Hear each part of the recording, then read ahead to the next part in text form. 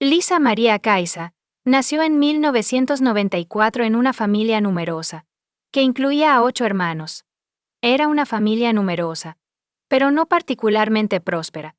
Los padres estaban preocupados por sus propios problemas y no expresaban amor ni cuidado por sus hijos.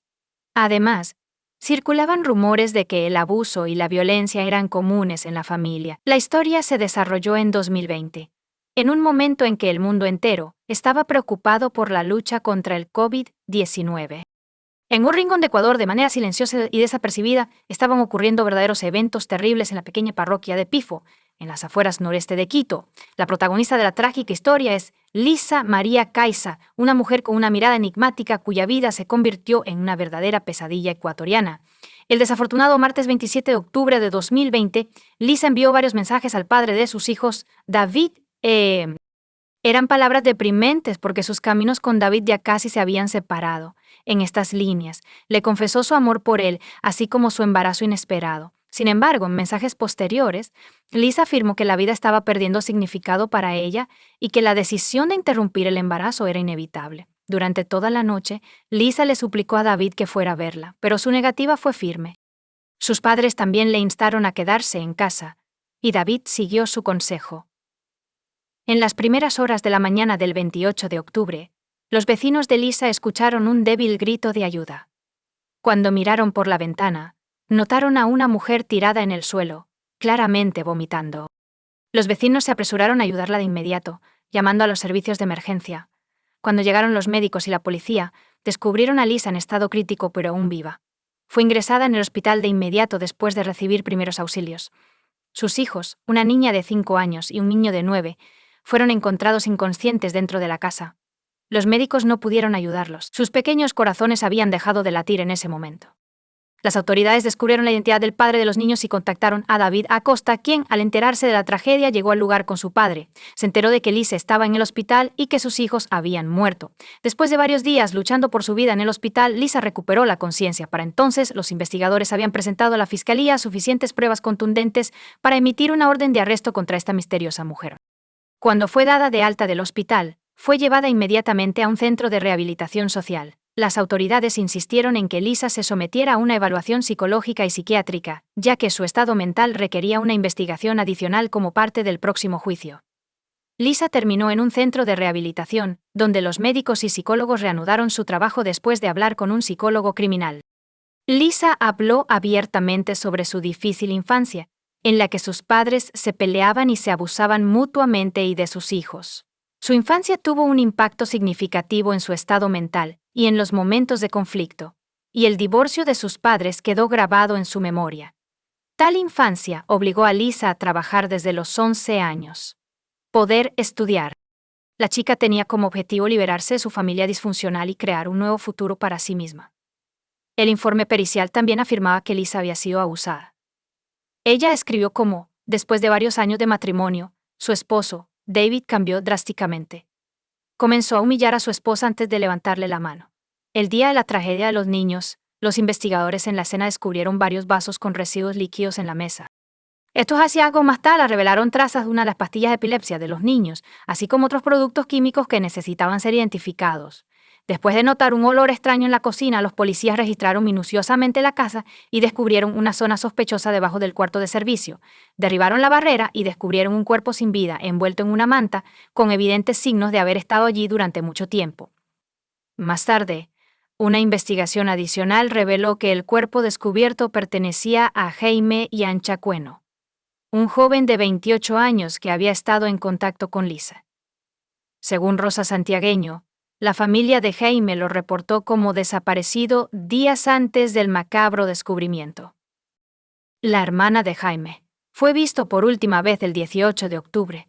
Rosa le dijo a los investigadores que después de que su hermano desapareció, Lisa llamó varias veces para preguntar por él.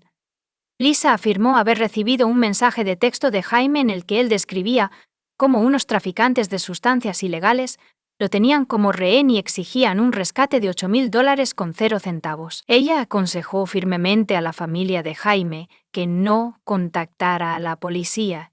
se convirtió en un punto focal en una investigación compleja que requería que los detectives no solo resolvieran la tragedia, sino que también determinaran si había otras víctimas ocultas en la historia. Durante su interrogatorio, Lisa declaró que conoció a Jaime Jan Chacueno en 2020 mientras trabajaba en una fábrica de galletas. Él no había pasado de ser un amigo, afirmó ella. Lisa quería volver con su esposo, quien supuestamente planeaba chantajear a Jaime por dinero. David le dijo a su esposa que si no lo ayudaba, se divorciaría de ella. Más tarde, David le entregó a Lisa un polvo blanco y le indicó que lo pusiera en la comida de Jamie. Una vez que la tarea fue completada, Jaime se quedó dormido y nunca despertó, dándose cuenta de lo que había sucedido. Lisa intentó desesperadamente recuperar a su esposo, pero no tuvo éxito, así que se tragó el mismo veneno y se lo dio a sus hijos. Sin embargo, no tuvo el efecto esperado en ella, y Lisa recurrió a sus vecinos en busca de ayuda, con la esperanza de salvarse del mismo horror que había afectado a sus hijos. Tras su testimonio, los investigadores iniciaron una investigación, pero no se encontró evidencia de la implicación de David en los hechos. Nadie cercano a la pareja podría haber predicho que el destino de Lisa, María y David Acosta los llevaría a través de una experiencia tan desgarradora. Cuando se conocieron, Lisa tenía 16 años y aún estaba en la escuela secundaria. Ella era una chica soñadora y romántica, mientras que David era un joven fuerte y decidido. Pronto su amistad se convirtió en sentimientos intensos, lo que resultó en el inesperado embarazo de Lisa. Aunque las familias de los jóvenes no aprobaban su relación, los padres de David siempre apoyaron a su hijo y acogieron a Lisa en su familia durante los momentos difíciles. La familia de David se convirtió en un verdadero apoyo para la joven pareja, invitando a Lisa a vivir con ellos. Hicieron todo lo posible para asegurarse de que ella terminara la secundaria. Cuando Lisa cumplió 18 años, los amantes se casaron. 2 años después, la joven familia esperaba la llegada de su segundo hijo, una pequeña hija. Los padres de David decidieron proporcionar a la joven pareja su propio hogar, les dieron a Lisa y David su propio apartamento, que se convirtió en un refugio para la familia. Pero la relación de la pareja se deterioró con el tiempo. Era obvio que ambos cónyuges habían pecado al engañarse, lo que resultó en desconfianza y decepción. El amor sin límites, que parecía inquebrantable, comenzó a desvanecerse.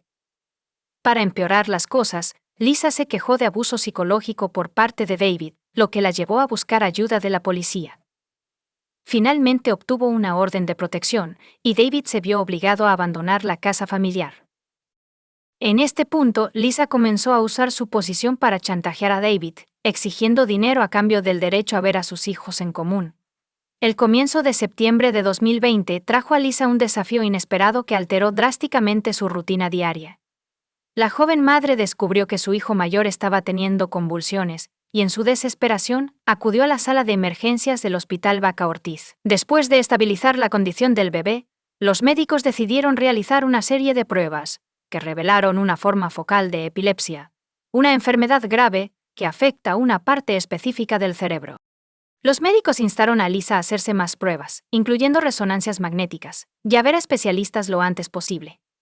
Sin embargo, la madre, aparentemente ignorando la gravedad de la situación, decidió no seguir estas recomendaciones. Un mes después, el escenario se repitió. Lisa volvió a la sala de emergencias, esta vez con su hijo, quien estaba experimentando síntomas similares. Después de revisar el historial médico del niño, los doctores descubrieron que la madre no había seguido las recetas que se le habían dado anteriormente.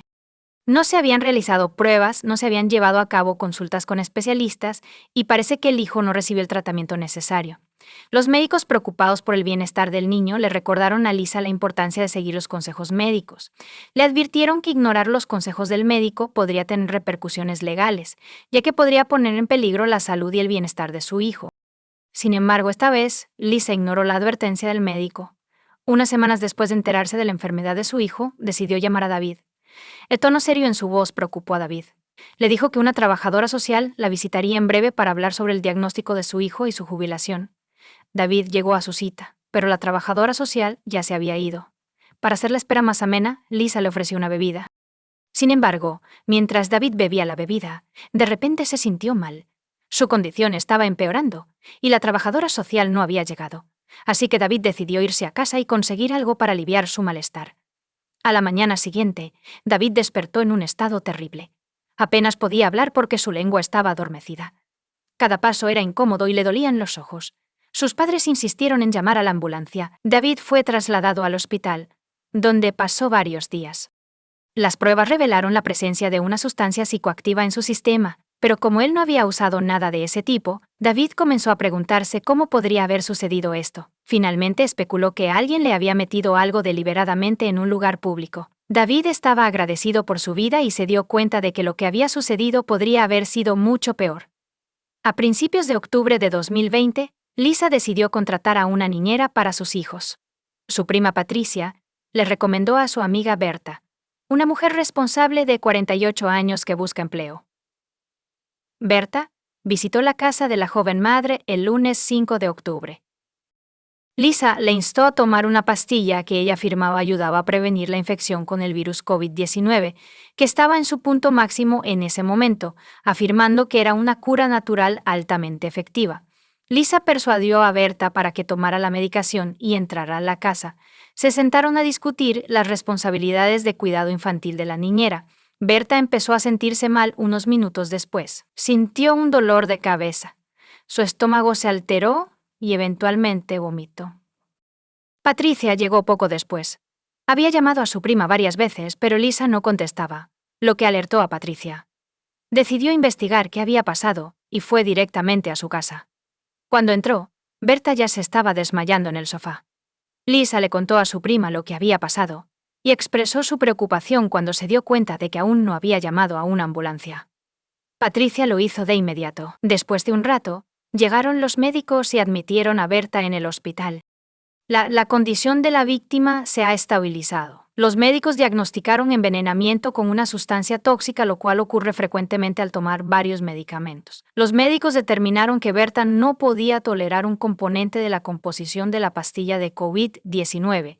Marcus Cantor, el exnovio de Lisa, murió de envenenamiento en junio del mismo año, solo unos meses antes de esta tragedia. En ese momento, la causa de su muerte pasó desapercibida.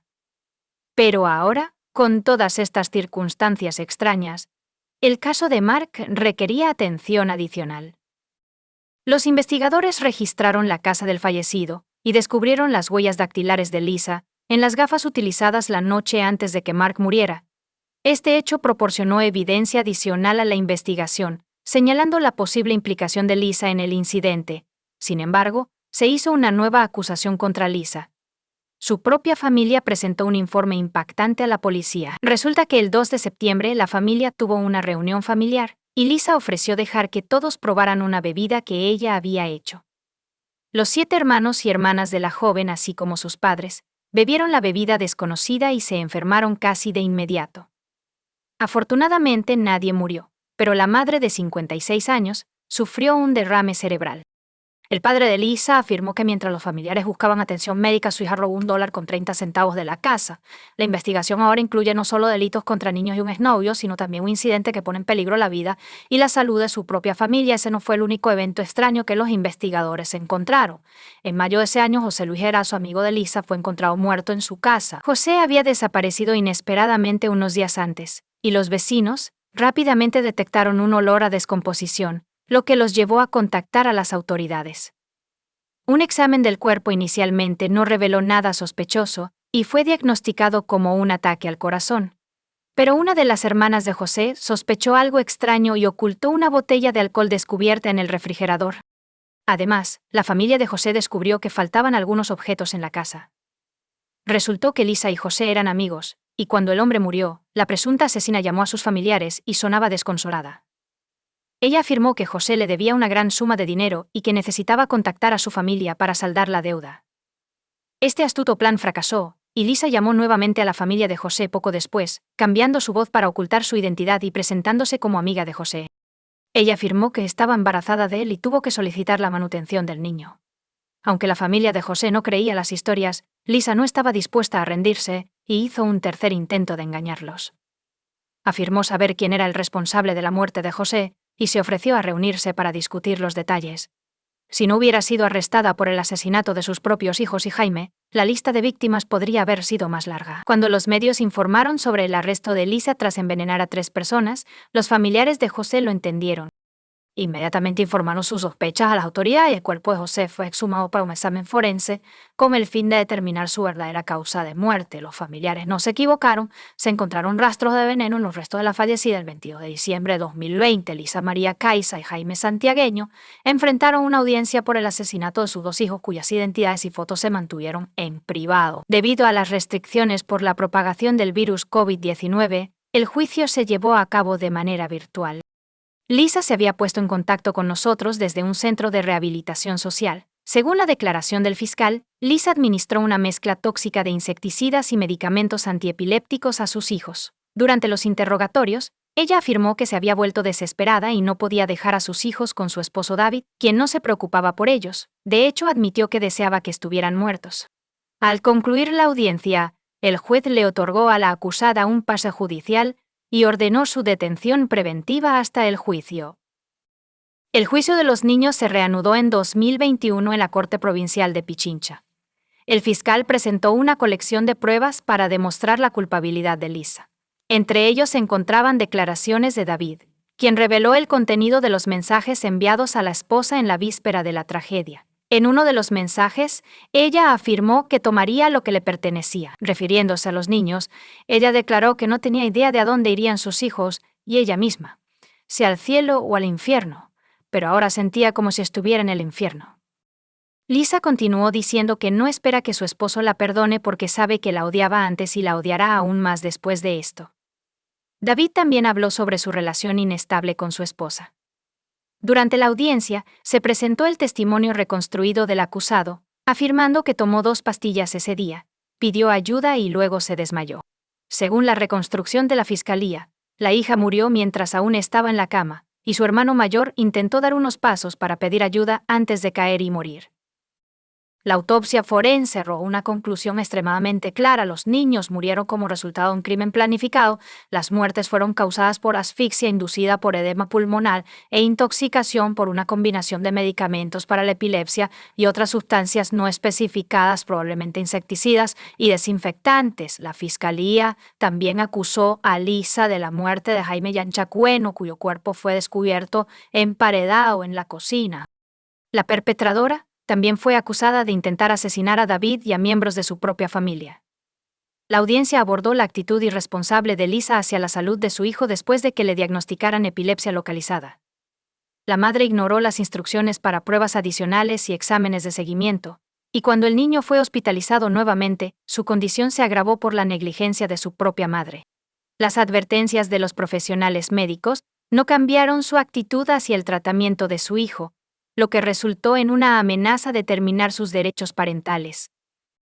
Las evaluaciones de salud mental de Lisa revelaron que es extremadamente emocional y dependiente del entorno. Buscaba constantemente atención y comprensión de los demás y se ponía extremadamente ansiosa cuando los eventos no salían como se planeaba. También tenía una tendencia a autolesionarse. Intentó despedirse de su vida al menos 3 veces, pero fracasó cada vez. Los testigos la describieron como insegura, en busca de apego, con comportamiento esquizoide y errático. El análisis psicológico también reveló que el día de los trágicos eventos, Lisa actuó con plena conciencia de sus acciones. Después de un juicio de 10 meses, Lisa María Caiza fue declarada culpable del crimen contra sus hijos. La Corte Provincial de Pichincha la condenó a 34 años y 8 meses de prisión. Además, se le ordenó compensar a David con más de $20,000 con 0 centavos. La prensa informó que Lisa se mantuvo tranquila durante todo el proceso, expresando emoción solo cuando se mencionaba a sus hijos. La investigación del asesinato de Jaime Yanchacueno, que comenzó en agosto de 2021, parecía estar inconclusa. Se reveló nueva información durante las audiencias judiciales. Lisa admitió haberle dado a su amiga una sustancia blanca mezclada con alcohol, pero dijo que la obtuvo de David. Sin embargo, la investigación reveló lo contrario. Según un psiquiatra que entrevistó a Lisa, ella no tenía la intención de acabar con la vida de Jaime. Quería intimidar a su familia para poder extorsionar dinero. Ella exigió $8 con 0 centavos de rescate. Los expertos describieron el plan como desorganizado, lo que finalmente condujo al crimen. Además, las pruebas forenses revelaron que las cosas no eran tan simples como parecían. Se descubrió que Jaime tenía veneno en su sistema, y la causa de la muerte fue estrangulación. El cuerpo fue descubierto con una caja torácica destrozada y alambre alrededor del cuello, Lisa afirmó que después de que su amigo murió, decidió enterrarlo en una habitación trasera y cubrirlo con cemento dentro de la tienda. El testimonio del propietario confirmó que Lisa compró materiales de construcción durante el tiempo de la desaparición de Jaime. Tras los argumentos de las partes, la Fiscalía solicitó un nuevo juicio para abril de 2022. En ese juicio se presentó un cargo adicional de extorsión. Lisa llamó a los familiares de Jaime y afirmó que estaba siendo retenido por pandilleros exigiendo $8,000 con 0 centavos por su liberación. La defensa citó la falta de pruebas concluyentes de que Lisa estuviera involucrada en el asesinato de Jaime. No obstante, fue declarada culpable y condenada a 22 años de prisión y $5,000 con 0 centavos en restitución a la madre de la víctima. Mientras el juicio de Jaime estaba en curso, la investigación sobre las supuestas víctimas de Lisa, Marcos Canto y José Luis Cerezo, estaba casi concluida. Marcos Canto tenía 48 años, y las pruebas realizadas después de su muerte revelaron rastros de la sustancia que Lisa había dado a sus hijos. Además, a Mark le diagnosticaron una inflamación severa del estómago. Según el abogado de la familia, Lisa conoció a Mark, le ofreció una cerveza y luego envenenó la bebida. Las autoridades recibieron un vaso con las huellas dactilares de Lisa y Mark, así como un hisopo que contenía el ADN de la mujer. El asesinato supuestamente fue motivado por celos y dinero. También se sabe que Lisa le había pedido ayuda financiera a Mark, y hay evidencia de que él le prestó al menos $120 con 0 centavos. Mark se convirtió en la primera víctima conocida de Lisa. El resultado de este caso, así como el de José Luis Cerezo, sigue siendo desconocido. Puede que no hayan sido reportados en la prensa, y la investigación puede no haber avanzado hasta el punto de ser formalmente acusados y juzgados. Lisa María solo tenía 26 años cuando cometió sus brutales crímenes. Su caso criminal de alto perfil se ha convertido en uno de los más horribles y perturbadores de Ecuador en los últimos años. Donna Venado se hizo conocida en todo el país como resultado de sus crímenes. Lisa María es considerada una asesina en serie en Ecuador. Sus víctimas han soportado un dolor insoportable, al igual que sus familiares. Los cargos incluyen 5 asesinatos y 9 intentos de asesinato, según la ley ecuatoriana. La pena máxima que podría recibir es de 40 años de prisión. Esto significa que Lisa podría ser liberada cuando cumpla 70 años. Todavía no está claro qué llevó a doña Venado a cometer crímenes tan atroces. ¿Estuvo su acto motivado por el resentimiento de no recibir lo que esperaba en la vida? Muchos especulan que la motivación fue el dinero, y en el caso de David, Lisa actuó por un deseo de venganza, lo que resultó en la tragedia con sus hijos. El aspecto más aterrador de esta historia no es solo el número de víctimas dejadas en el camino de doña Venado, sino también el destino de 2 niños inocentes que no podían imaginar que su madre, quien les dio la vida, se la quitaría de manera tan absurda y cruel. Comparte tu opinión con nosotros en los comentarios y suscríbete al canal para más.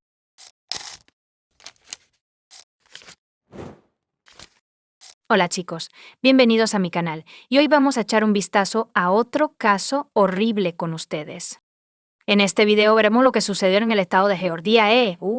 Nadie ha visto a la abogada indiana de 31 años desde las 7:17 p.m. el 24 de febrero de 2022. Una cámara de vigilancia la captó fuera de la casa de su suegra en Johns Creek.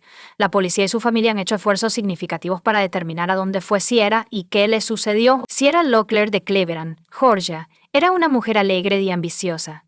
Ciara quería que la gente la tomara en serio, dijo su madre, Kelly Locklear. Entonces, ella era dura.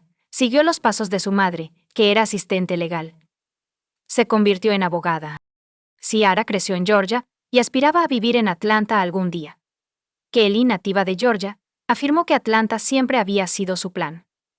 Para llegar allí, Ciara tuvo que dejar Georgia.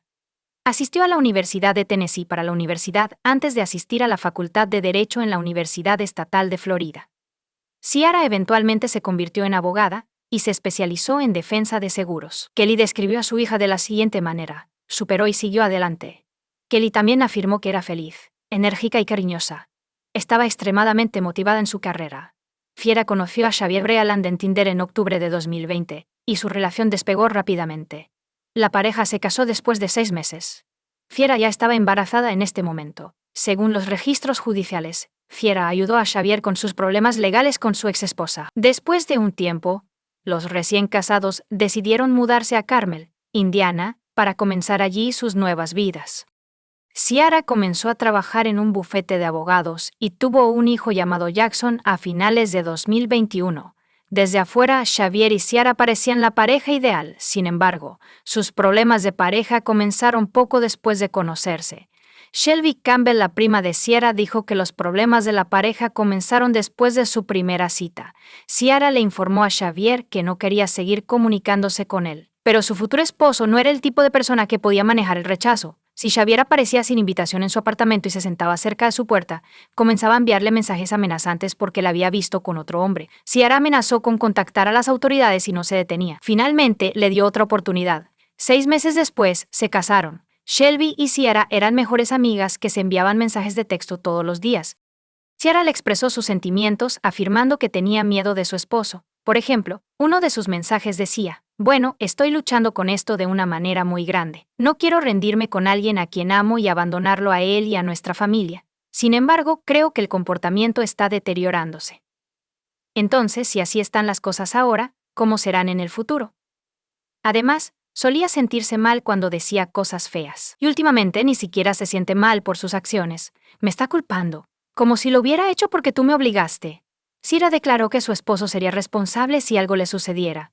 Shelby afirma que a menudo le decía a Ciara que dejara a su esposo, pero Ciara entendía que si iba a dejarlo, necesitaba hacerlo de manera estratégica. Aquí hay otra captura de pantalla de la conversación de texto entre Shelby y Ciara. Ciara estaba obviamente asustada de su esposo. Shelby Campbell declaró que los mensajes que compartió eran solo algunos ejemplos de lo que estaba sucediendo entre Ciara y su esposo. Ella llamó a la policía varias veces. La policía fue llamada a su casa en Georgia y Nana varias veces. Campbell declaró que para cuando llegaba la policía, ella ya se había calmado lo suficiente como para decirle dónde estaba mintiendo. Shelby afirmó que después de uno de esos incidentes, un investigador llamó a la madre de Ciara e informó que sabía que ella estaba mintiendo sobre lo que estaba sucediendo cuando llamó al 911 y que había visto el mismo patrón muchas veces antes. Estaba preocupado por lo que le pasaría. Ciara se estaba preparando para dejar a su esposo. Abrió una cuenta bancaria secreta y transfirió dinero allí. Los mensajes tuvieron un fuerte impacto en la mujer. Ciara declaró que amaba a su esposo pero no podía permitirse quedarse en la relación. Sus padres, Kelly y Nick Locklears, eran conscientes de que la situación familiar de su hija estaba lejos de ser ideal.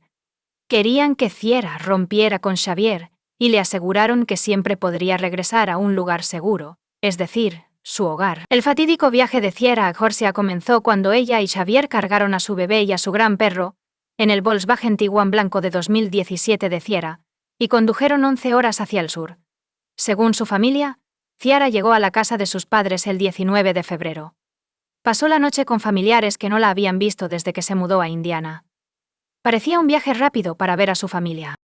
Sin embargo, Ciara decidió que ya no volvería a Indiana. Xavier también estaba interesado en el viaje porque su madre vivía en Georgia, sin embargo, él no sabía que Ciara no volvería. Le informó a su madre que iba a buscar trabajo en Georgia. También les había informado a sus padres que el comportamiento abusivo de su esposo estaba empeorando y que se estaba divorciando. Ciara apareció en la casa de Nick y Kelly en Cleveland, Georgia, el sábado 19 de febrero. La mujer permanecía en la casa de sus padres hasta el domingo. Hacía mucho tiempo que no nos veíamos. Reiteró que quería divorciarse de su esposo y que no regresaría a Indiana. El domingo 20 de febrero, Ciara salió de la casa de sus padres para recoger a su hijo Jackson de la casa de su suegra en Johns Creek, Georgia, que está a aproximadamente 1 hora de distancia. Shelby Campbell declaró que uno de los últimos mensajes de texto que recibió de su prima decía: «Estoy en la casa de la mamá de Xavier. No me va a dar a Jackson, así que lo estoy esperando antes de irme». El lunes 21 de febrero. A las 11:17 p.m., Ciara le envió un mensaje de texto a su padre Nick. «Volveré por la mañana si está bien». «Por supuesto. Está bien». «No necesitas preguntar», Nick le respondió. Nick declaró que al día siguiente, cuando no había tenido noticias de Ciara, intentó contactarla de nuevo. Y ella dijo que todo estaba bien. Ella mencionó que se había sentido un poco enferma. Nick dijo que la contactó de nuevo el miércoles para ver si se sentía mejor. No obtuvo respuesta. Le envió un mensaje de texto nuevamente el jueves 24 de febrero. Nadie respondió. Para el viernes, los Locklears estaban preocupados porque Ciara no había respondido, lo cual era inusual. Luego, el sábado por la noche, 26 de febrero, Nick recibió una llamada de un número desconocido de Indiana. No entré en pánico de inmediato porque asumí que todavía estaban en Georgia, dijo Nick. Entonces respondí, y dijeron que era la policía. Y fue entonces cuando me informaron que estaba desaparecida. El policía declaró que el esposo de Ciara la había reportado como desaparecida. La familia estaba conmocionada. Asumieron que Ciara todavía estaba en Georgia, aunque no había respondido a sus mensajes, lo cual era inusual en ella. Shelby Campbell está perplejo porque no contactó a nadie para preguntar sobre su seguridad. No contactó a nadie. No nos informó en absoluto. Después de hablar con la policía de Carmel, el padre de Ciara la llamó, y Xavier respondió. Así describió Nick su breve conversación con el esposo de su hija desaparecida. Le pregunté, si Xavier, dime la verdad, ¿qué está pasando? Ciara me dijo que si algo le pasaba tú eras el responsable, así que solo dime la verdad. Luego colgó, diciéndome que me fuera al infierno. Nick luego llamó al padre de Xavier, quien vivía al lado de Ciara y Xavier en Carmel. El padre respondió, no, nunca la vi, como había dicho Nick. Según un comunicado de prensa emitido el 2 de marzo por el Departamento de Policía de Carmel en Indiana, Xavier Breland reportó a Ciara como desaparecida en su oficina el sábado 26 de febrero de 2022. Durante la investigación, los detectives descubrieron una grabación de video que mostraba la última ubicación conocida de Ciara. El 24 de febrero a las 7:17 p.m. Ella estaba en la casa de su suegra en Georgia. No ocurre nada inusual durante el video. Según el informe oficial de persona desaparecida del Departamento de Policía de Carmel, Ciara salió de su casa en la subdivisión Bruxton Park of Carmel en Carmel, Indiana. Poco después de las 10 p.m., el 25 de febrero, caminó a la tienda cercana. Se informó que llevaba una blusa negra y pantalones cortos morados en temperaturas cercanas a los 20 grados esa noche. Según la policía, Ciara nunca llegó, y no hay video de vigilancia de ella entrando en la tienda. También estaban preocupados porque había dejado su teléfono, el teléfono del trabajo y el teléfono desechable, junto con su identificación, tarjetas de crédito y su hijo de 5 meses. Los miembros de la familia declararon que ella tenía un teléfono desechable para contactarlos en caso de emergencia. No había evidencia del regreso de Ciara a Indiana. Su familia sabía que ella quería quedarse en Georgia. Además, Ciara no se habría ido sin informarlos. Aún más sospechoso era que hubiera abandonado a su hijo de 5 meses. Su madre pensó que todo sonaba absurdo. Kelly Locklear declaró que a su hija le confesó que la pareja estaba teniendo serios problemas financieros y acusó a su esposo de ser abusivo con ella y de usar a su hijo como palanca para que se quedara con él. Kelly dijo que ella y su esposo supieron que su hija estaba muerta después de que la policía llamara para informar que Ciara había desaparecido, dejando a su hijo atrás. Ella definitivamente se ha ido. Kelly dijo. Eso fue lo primero que dijo mi esposo cuando la policía llamó después de que Xavier reportó su desaparición y el oficial dijo que ella se había ido sin llevar al bebé. Se negó a ducharse o a dejar que alguien más cuidara al bebé. Kelly describió a Ciara como una madre dedicada que vivía para cuidar a su hijo. Ella afirmó que Ciara se despertaba cada hora o dos para revisar a su hijo, que tenía un sarpullido. Entonces, cuando dijeron eso, mi esposo dijo, no hay manera de que mi hija no hiciera eso. Si ese es el caso, y me estás diciendo que está desaparecida y que el bebé no está con ella, entonces mi hija murió. Kelly dijo que no lo dejaría. El 28 de febrero de 2020, 2 días después de reportar a Ciara como desaparecida, Xavier notó a los oficiales de policía en su puerta. Según los documentos judiciales, un arma de fuego se disparó accidentalmente en una casa en Baldwin Lane. Xavier le dijo a los investigadores que estaba moviendo un árbol de Navidad en el garaje cuando escuchó un disparo y salió corriendo. Luego regresó al garaje, encontró el arma y la descargó. Llamó a la policía e informó del incidente. Los investigadores descubrieron 2 armas diferentes en su casa. La policía no reveló si había alguna evidencia de que Xavier estuviera involucrado en la desaparición de Ciara. Sin embargo, su historial criminal fue rápidamente revelado. Según los registros judiciales, Xavier fue condenado por cargos de robo con allanamiento de morada en 2005. También fue inusual que Xavier reportara la desaparición de su esposa solo al día siguiente, después de que supuestamente no regresara a casa tras ir a la tienda. Unos días después de que la policía recibiera un informe de persona desaparecida, Xavier fue identificado como una persona de interés en la desaparición de su esposa. Lo arrestaron por cargos no relacionados. La policía descubrió que tenía una orden de arresto pendiente por acoso agravado en el condado de Kuwait. Fue extraditado a Georgia para enfrentar los cargos. Según los registros judiciales, colocó un rastreador dentro del peluche de su hija para localizar a su madre, su ex esposa.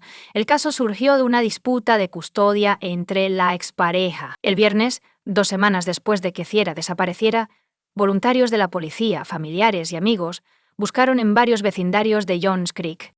Su enfoque estaba en los vecindarios a lo largo de Medlock Bridge Road, donde la policía sospechaba que Ciara había viajado durante su estancia en Georgia.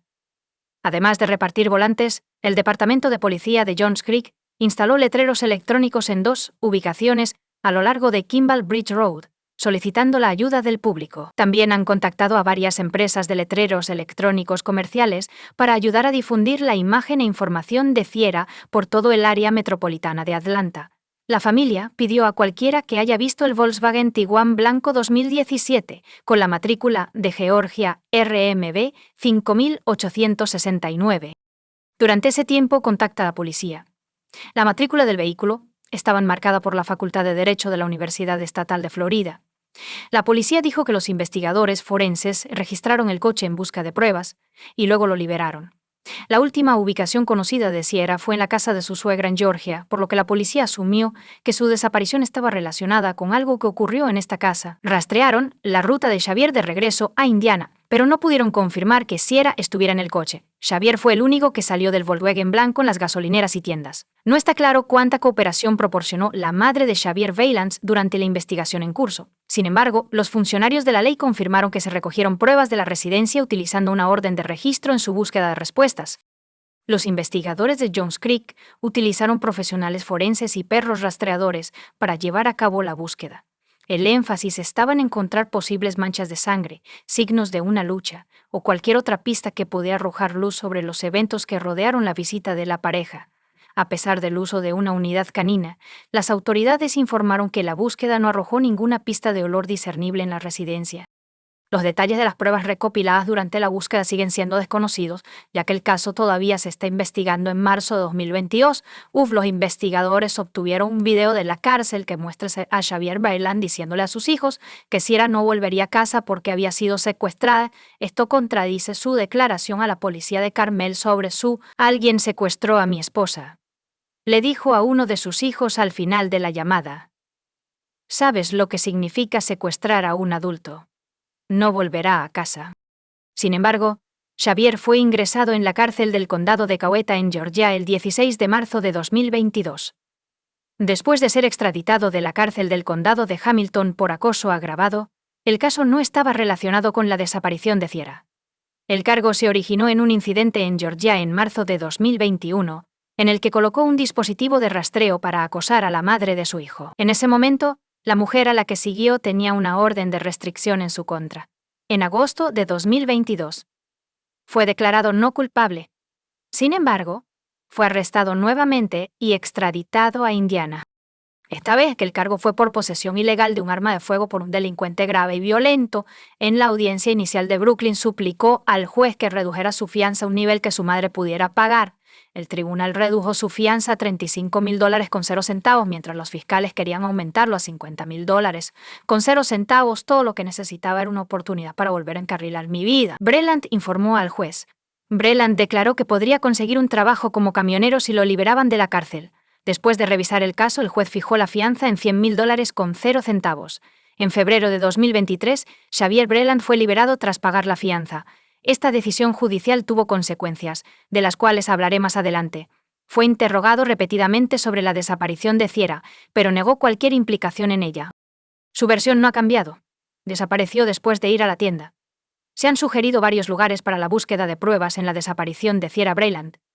Georgia, por sí sola, tiene más de 85 acres de parques estatales, casi 2 millones de acres de tierras, gestionadas por el Departamento del Interior de los Estados Unidos, y más de 300 acres de tierras no desarrolladas. El condado de Fulton contiene 440 acres de parques. También hay cientos de miles de acres de servidumbres de ferrocarril y servicios públicos, tanto activas como inactivas. Georgia tiene 37.295.3 6 acres en total. Aproximadamente el 15% al 20% están cubiertos de vegetación. Sierra Breland y su esposo conducen por áreas distintas a Tennessee, Kentucky e Indiana. Según el teniente de policía de Johns Creek, Gregory Todd Hood, si supiéramos su última ubicación exacta conocida, dirigiríamos la investigación en consecuencia, sin entrar en detalles. Kelly Locklear declaró que las fuerzas del orden han recopilado pruebas y declaraciones de múltiples estados, pero son esencialmente piezas de un rompecabezas sin una imagen completa. Algunos artículos fueron retirados de la casa de la madre de Xavier, según documentos judiciales de un caso civil en el que la madre de Xavier demandó a la hermana de Xavier. La unidad de investigación de la escena del crimen retiró la alfombra y el colchón de la casa de la madre de Xavier el 21 de abril de 2022, como parte de su investigación. Según los documentos del litigio civil familiar, el bebé Jackson, de 5 meses, fue puesto bajo cuidado del Estado inmediatamente después del arresto de Xavier Breland, el 1 de marzo. Los padres de Sierra, Nick y Kelly Locklear, desde entonces, han podido pasar tiempo con el bebé y están trabajando para llevarlo de vuelta a Georgia. Se han llevado a cabo múltiples búsquedas organizadas durante el último año, algunas de las cuales se centraron en áreas específicas, pero nadie sabe qué le sucedió a la nueva madre. Mientras los investigadores continúan recopilando los hechos, los oficiales han estado ocupados repartiendo volantes e incluso utilizando letreros electrónicos para crear conciencia. La policía describe a Sierra como una persona de 5 pies de altura, que pesa aproximadamente 120 libras y tiene el cabello rubio. Tiene 3 pequeños árboles tatuados en su dedo anular, una flecha del estado de Florida en su muñeca izquierda y un estallido de sol en la parte izquierda de su caja torácica. La pareja estaba conduciendo un Volkswagen Tiguan blanco de 2017 con la matrícula de Georgia RMM 5869. El marco de la Escuela de Derecho de la Universidad Estatal de Florida rodea la matrícula. Se pide a cualquier persona que la haya visto allá su coche en febrero que se ponga en contacto con la policía. Xavier es la única persona de interés que la policía ha identificado públicamente desde la desaparición de Sierra, pero no se han presentado cargos. Su familia está convencida de que él sabe lo que le pasó y que es el único que puede proporcionar las respuestas que necesitan para encontrar paz.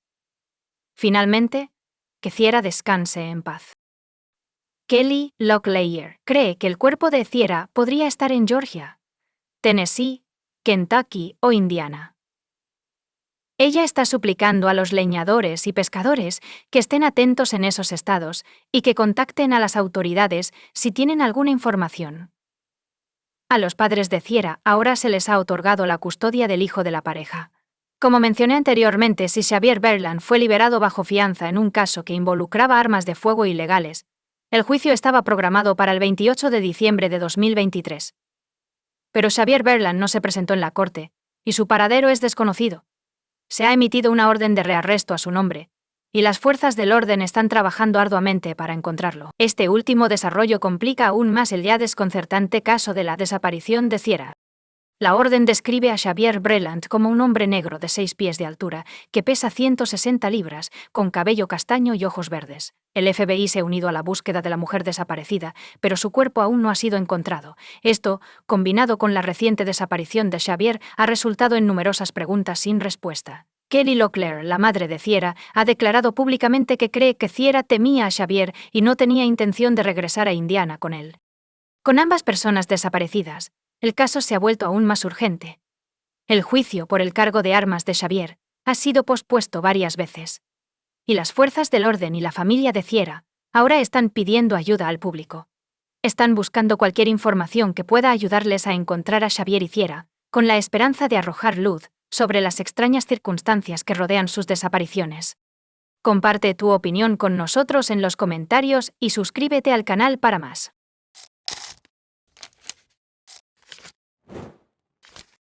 Hola chicos, bienvenidos a mi canal y hoy vamos a echar un vistazo a otro caso horrible con ustedes.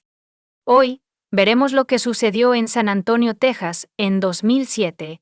Amber Belken, de 25 años, trabajaba en una tienda de videojuegos el 29 de enero de 2007. Cuando el gerente llegó para revisarla, descubrió que estaba muerta en la parte trasera de la tienda después de que no pudo abrir a tiempo. A las autoridades les tomó más de un año aprehender al sospechoso. Amber Marie Belkin nació el 6 de diciembre de 1981 en San Antonio. Era la única hija en su familia. Sus padres la describían como extremadamente enérgica, ambiciosa y responsable. Amber había sido gerente en una tienda de videojuegos durante casi 3 años. Y el 29 de enero tenía otro turno. La tienda estaba programada para abrir a las 10 a.m., pero ella siempre llegaba al trabajo alrededor de las 9 a.m. Antes de abrir la tienda, ella sacaba el dinero de la caja fuerte del día anterior y lo llevaba al banco de al lado. Se hacía para que no se acumularan grandes sumas de dinero en la tienda. Amber llegó al trabajo alrededor de las 9 a.m. en ese día de enero como lo hacía todos los días. La tienda en la que trabajaba formaba parte de una gran cadena internacional. Sin embargo, Amber no abrió la tienda a las 10 a.m. ese día, como se descubrió más tarde. Alrededor del mediodía, el gerente regional contactó al gerente de otra tienda en San Antonio y le pidió que se diera una vuelta para averiguar por qué Amber no había depositado el dinero, y la tienda seguía cerrada. Amber tampoco respondió a las llamadas telefónicas, lo que generó sospechas y preocupación. El empleado que fue a revisar a Amber se llama Mariano Rivera. Después de llegar al lugar notó un coche blanco similar al de Amber. La entrada de la tienda estaba cerrada y no podía ver a nadie a través de las ventanas de vidrio. Llamó a la puerta varias veces, pero nadie salió. Así que se fue.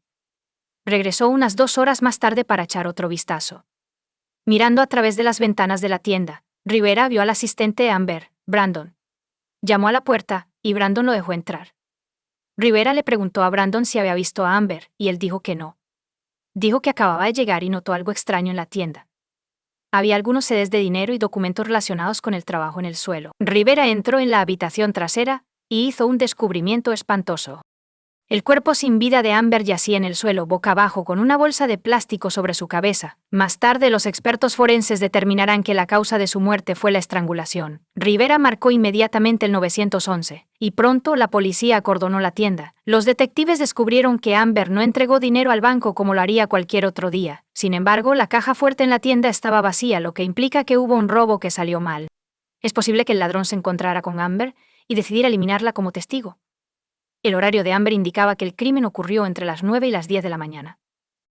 Desafortunadamente, no había cámaras de vigilancia en la tienda, lo que podría haber ayudado enormemente a la investigación, así que la policía tuvo que buscar pistas alternativas.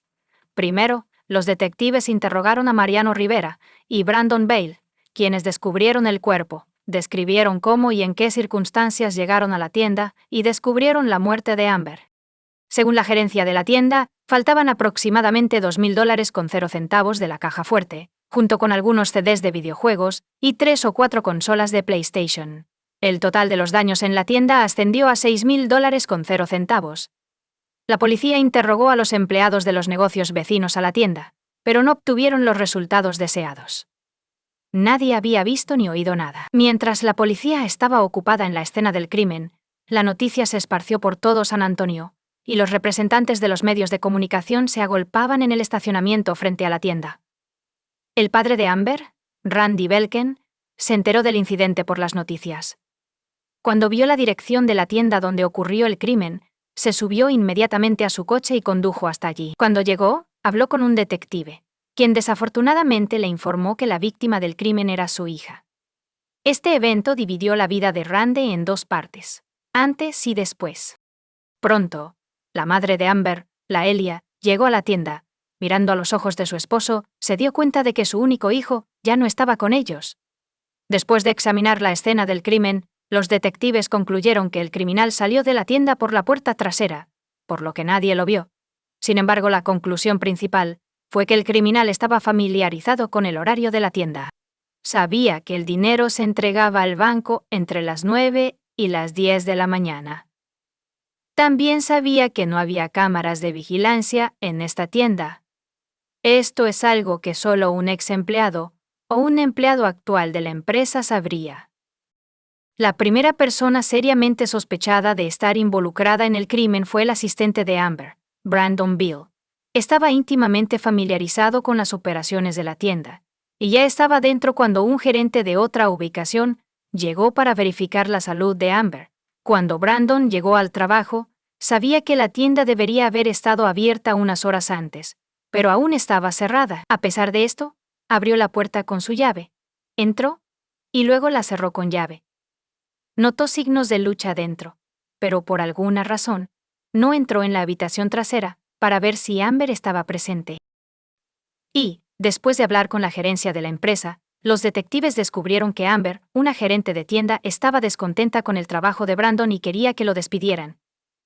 Le informó a su madre que Brandon tiene un mal carácter y no desempeña adecuadamente sus funciones laborales, pero una disputa con Amber podría llevar a Brandon a cometer un crimen. Los detectives comenzaron a buscar respuestas a esta pregunta. El oficial registró el coche y la casa de Brandon después de recibir una orden de registro, con la esperanza de localizar los CDs y las consolas de PlayStation robadas de la tienda. Sin embargo, no se descubrió ninguno de los anteriores. Durante el interrogatorio, Brandon declaró que llegó a la tienda alrededor de las 2 p.m. Se sorprendió de que la tienda todavía estuviera cerrada. Dijo que abrió la puerta con su llave porque no pensaba que Amber estuviera dentro. Veo el desastre. Él creía que la tienda había sido robada. El gerente de otra ubicación llegó solo unos minutos después. Brandon también admitió que no estaba al tanto del deseo de Amber de despedirlo, pero reconoció que frecuentemente discrepaban en ciertos temas. Su novia y sus padres confirmaron su coartada para la mañana en que ocurrió el crimen. Cuando pasó el detector de mentiras, fue eliminado de la lista de sospechosos. Amber murió hace casi un mes, y la policía aún no tenía nuevas pistas. Los detectives temían que el caso quedara sin resolver. Los padres de Amber utilizaron las redes sociales para comunicarse con el público, solicitando que cualquier persona con información sobre el incidente la reportara. Se ofreció una recompensa de $100 con 0 centavos por información que condujera al arresto. El empleador de Amber proporcionó 95 de ellos, y se distribuyeron volantes con su imagen por todo San Antonio. A pesar de esto, no se logró ningún progreso durante los siguientes 7 meses. Hasta que un día, una comisaría recibió una llamada crucial. El hombre que llamó se identificó como Joe, e informó al detective a cargo del caso de Amber que sabía quién era el responsable de su muerte. Joe, quien sea, le dijo al detective que Amber fue estrangulada por Giovanni Rivera, de 22 años. Cuando el detective preguntó por qué, él respondió que lo pensaba. Joe respondió que él y Giovanni trabajaron anteriormente para la misma empresa que Amber. Giovanni lo llamó el día del crimen y le preguntó si quería participar en un robo. La tienda no fue elegida al azar. Giovanni quería robar la tienda donde trabajaba Amber porque no tenía cámaras de vigilancia. El detective le preguntó a Joe si aceptó la oferta de Giovanni y participó en el robo, a lo cual Joe respondió negativamente. Si todo lo dicho es cierto, la suposición inicial de la policía de que el crimen fue cometido por alguien que conocía bien el horario de la tienda fue correcta. El detective solicitó que Joe fuera a la comisaría y hiciera una declaración oficial.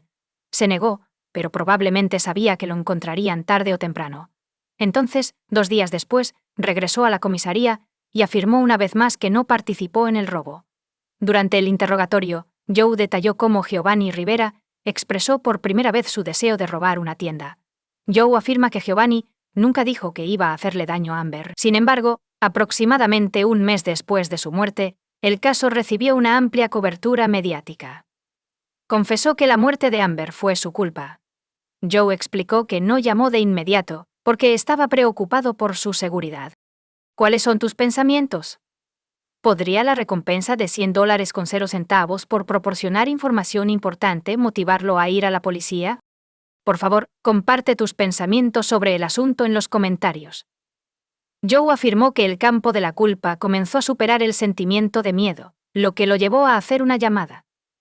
Aunque el testimonio por sí solo no fue suficiente para obtener una orden de arresto para Giovanni Rivera, el detective aún lo citó a la comisaría para interrogarlo. También vale la pena señalar que Giovanni Rivera no está relacionado con Mariano Rivera, el gerente que descubrió el cuerpo, solo comparten el mismo nombre.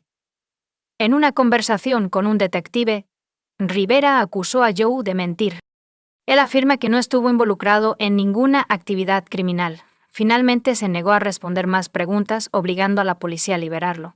Mientras los oficiales consideraban cómo llevarlo ante la justicia, Giovanni se trasladó a Laredo, Texas, con su familia.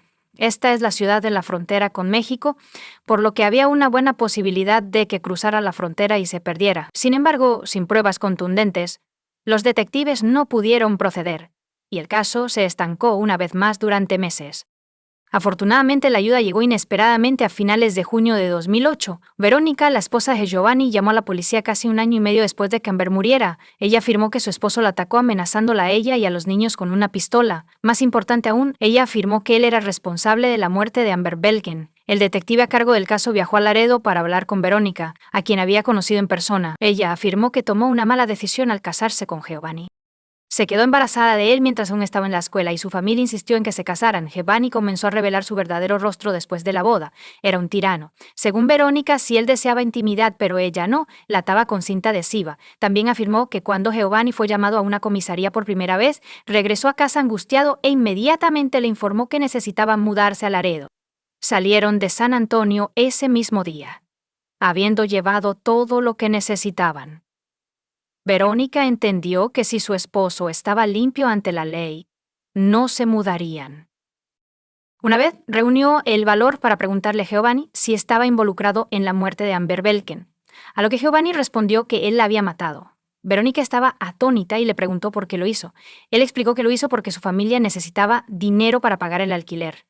Cuando Verónica pidió el divorcio, Giovanni la llevó a un lugar apartado, sacó una pistola y le dijo que se subiera al asiento trasero. La siguió y la amenazó, obligándola a hacer lo que él quería. Luego la sacó del coche, le entregó la pistola y le ordenó que lo terminara.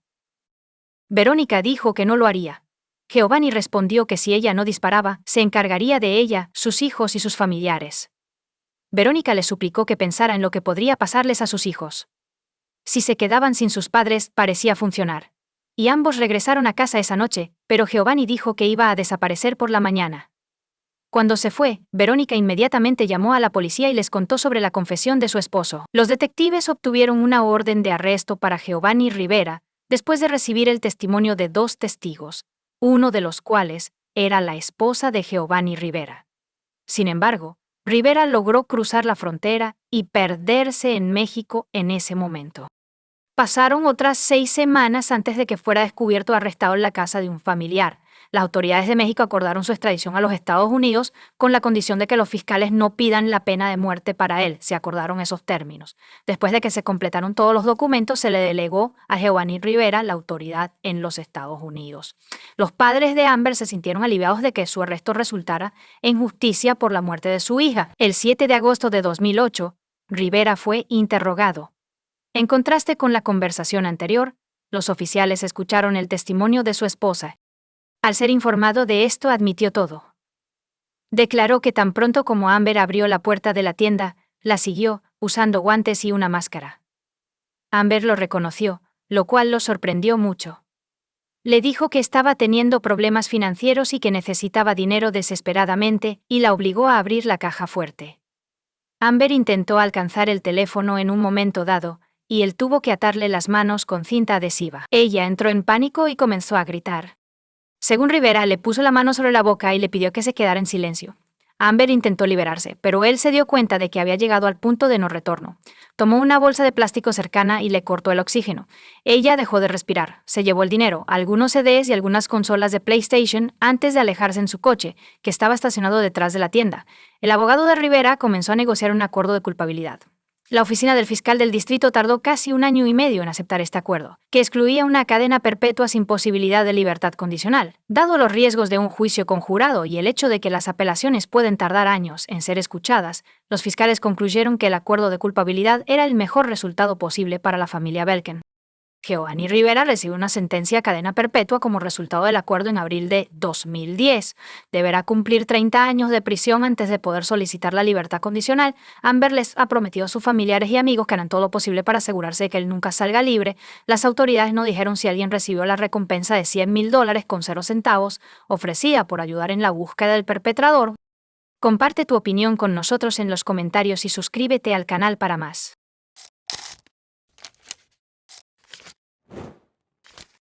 En el tranquilo pueblo de Aspen, Colorado, un escalofriante misterio se desarrolló en un frío día de invierno en 2014. Un crimen atroz cometido en secreto conmocionó y aturdió a la comunidad. Una persona conocida y querida por muchos murió trágicamente e inesperadamente, alterando para siempre la tranquilidad de este pintoresco pueblo de montaña. La historia de vida de Nancy Pfister comienza en Orofino, Idaho, en julio de 1956, con su nacimiento. Creció en el pintoresco suburbio de Basalt, Colorado, y asistió a Bayside High School.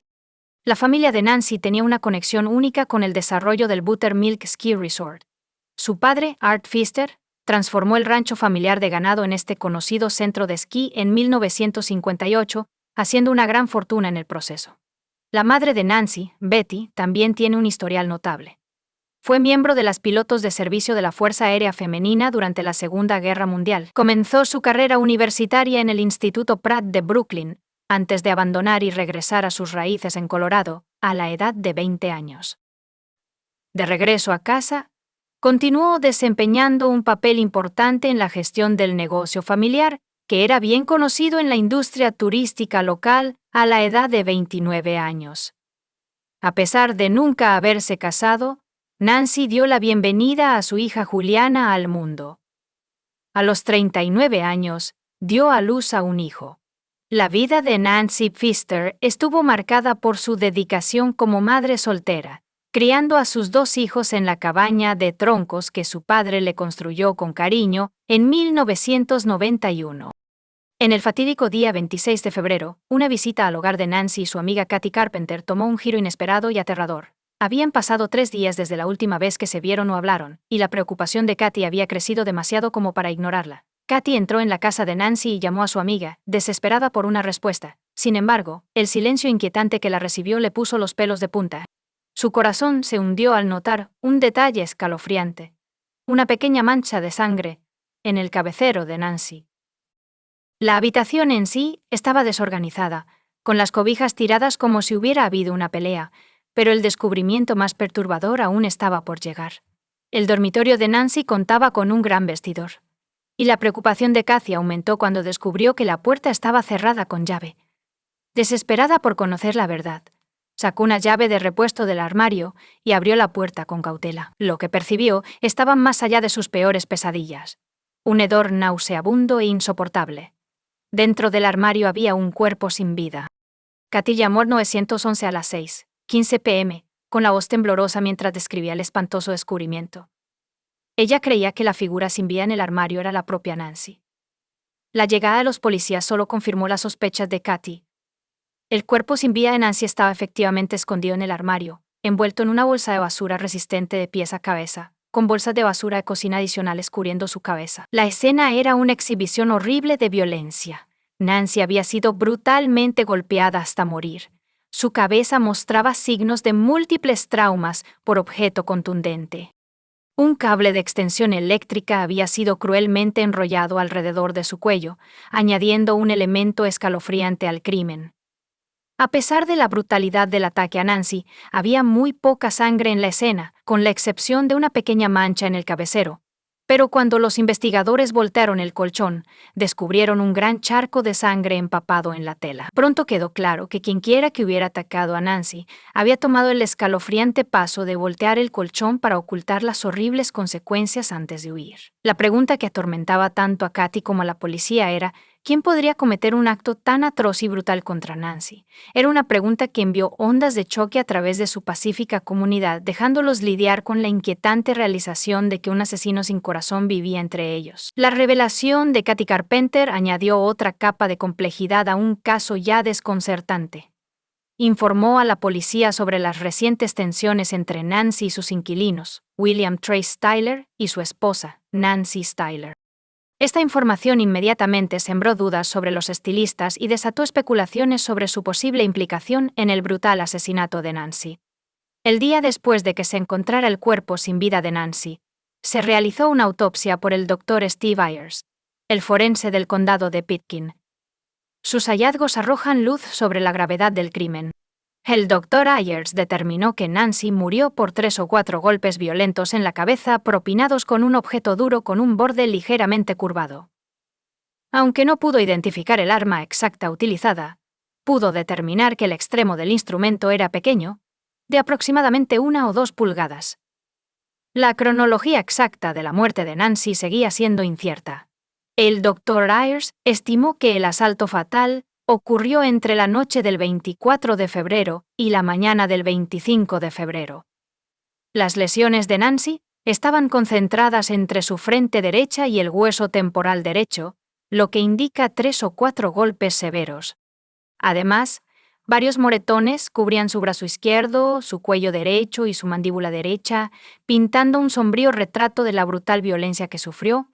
El doctor Ayers concluyó que la muerte de Nancy Foster fue el resultado de un homicidio.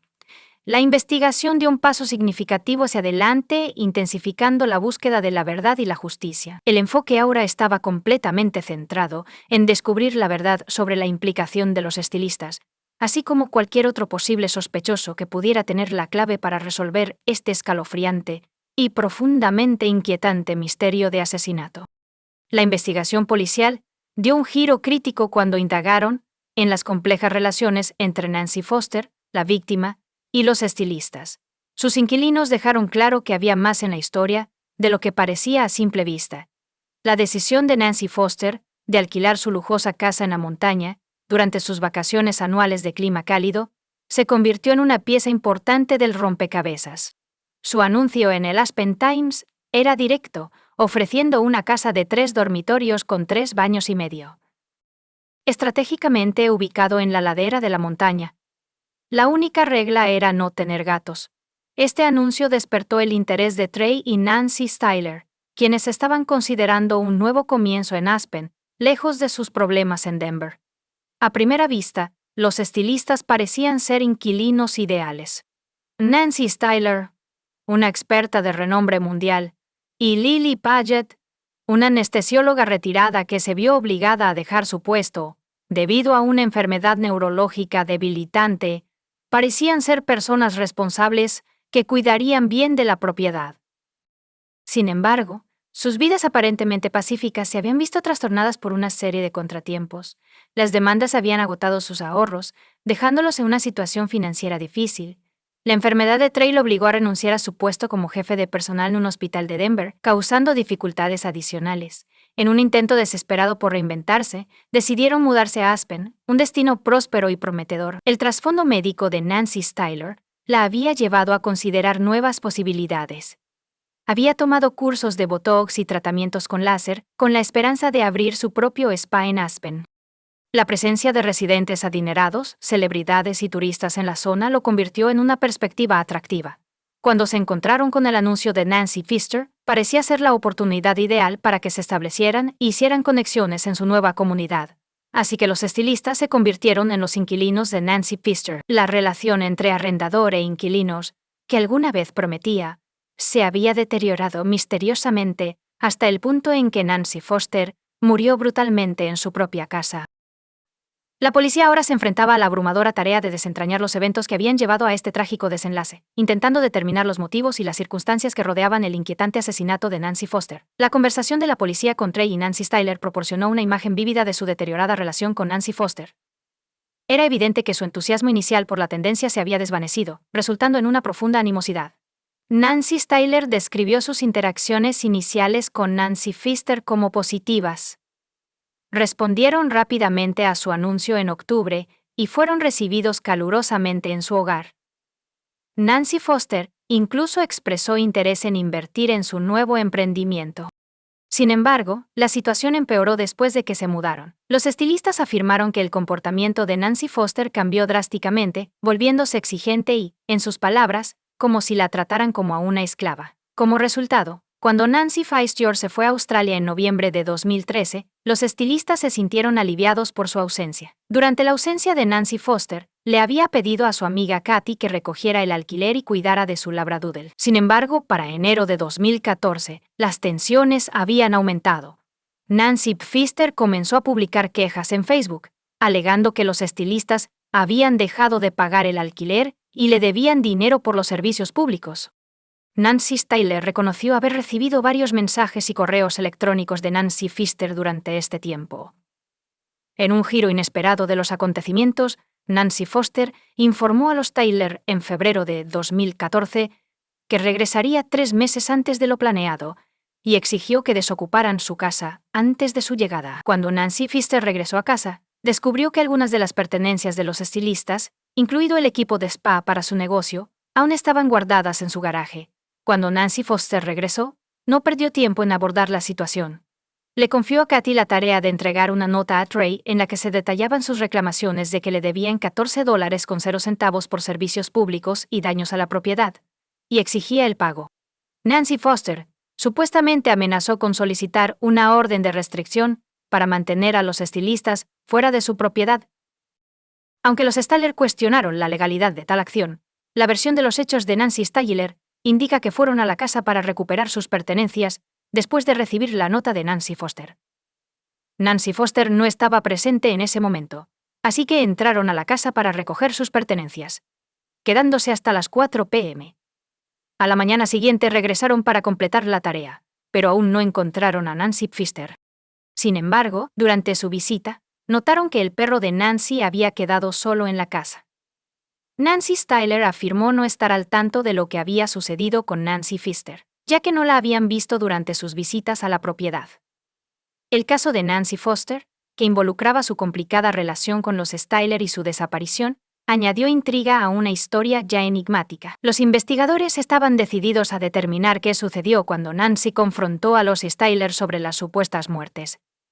La liberación inicial de Trey y Nancy Styler por parte de la policía tras una entrevista de 12 horas generó preocupaciones sobre su posible implicación en el asesinato de Nancy Foster.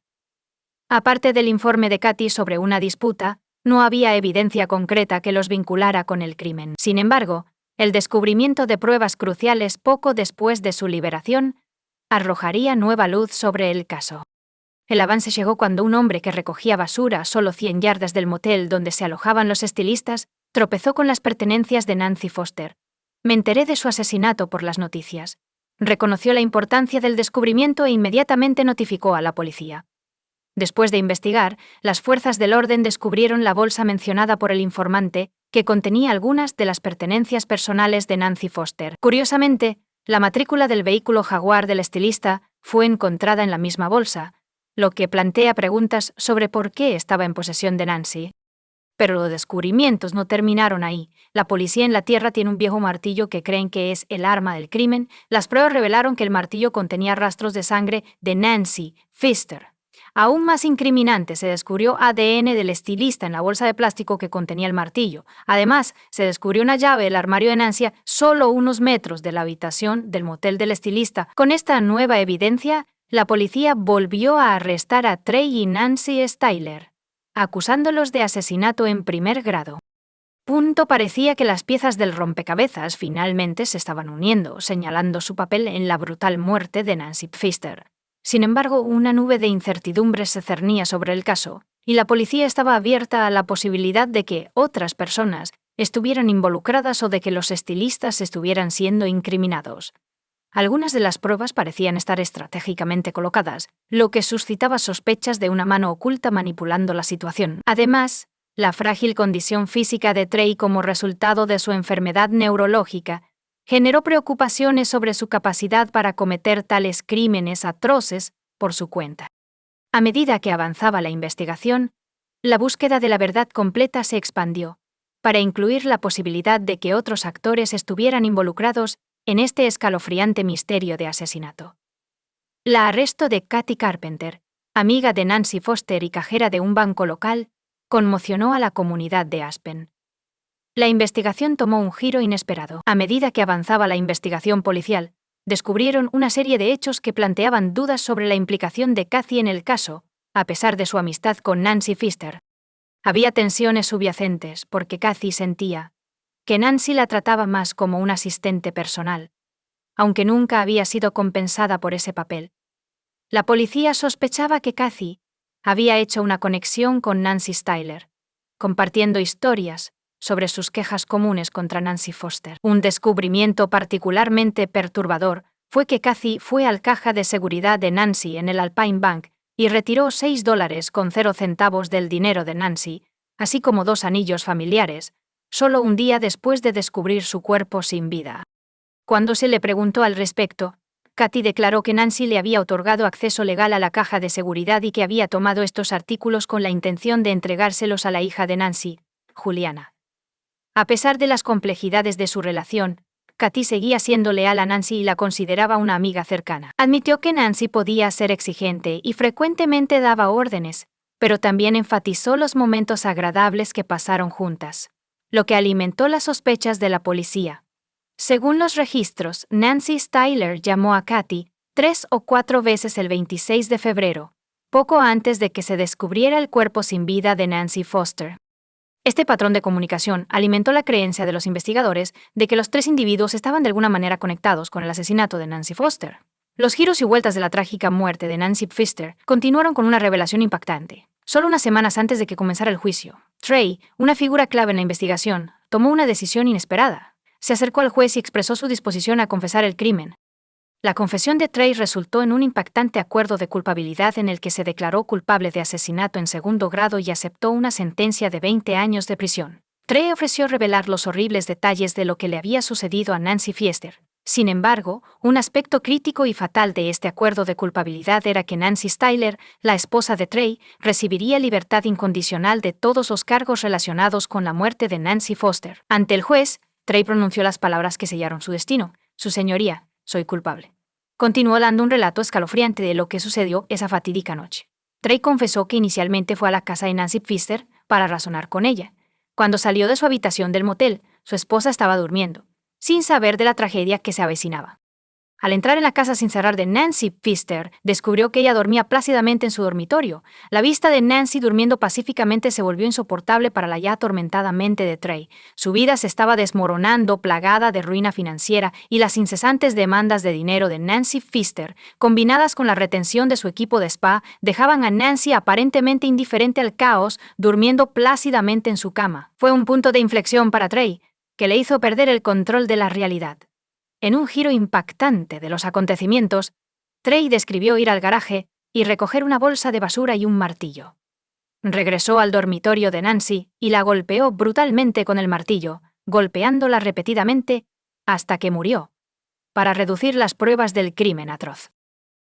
Después de que Nancy murió, él le puso la bolsa en la cabeza y movió cuidadosamente su cuerpo a una sábana en el suelo. Arrastró el cuerpo sin vida de Nancy Pfister al armario, ocultándolo del mundo exterior, atándolo con una bandeja de cables de extensión. La sentencia de 20 años de Trey, según lo estipulado en su acuerdo de culpabilidad, marcó el comienzo de un oscuro capítulo para él dentro de los muros de la prisión. Simultáneamente, Nancy Styler, ahora conocida como Nancy Mace, hizo una dramática escapada de las sombras de su pasado. Cambió su identidad, se mudó a otro estado y solicitó el divorcio de Trey. Sin embargo, la narrativa tomó otro giro trágico. El 6 de agosto de 2015, Trey fue encontrado muerto dentro de su celda y la causa de la muerte fue determinada como suicidio. Tras su muerte, Nancy Styler Nancy Mason pudo cobrar una suma considerable de $1 millón con 0 centavos de una póliza de seguro de vida. Comparte tu opinión con nosotros en los comentarios y suscríbete al canal para más.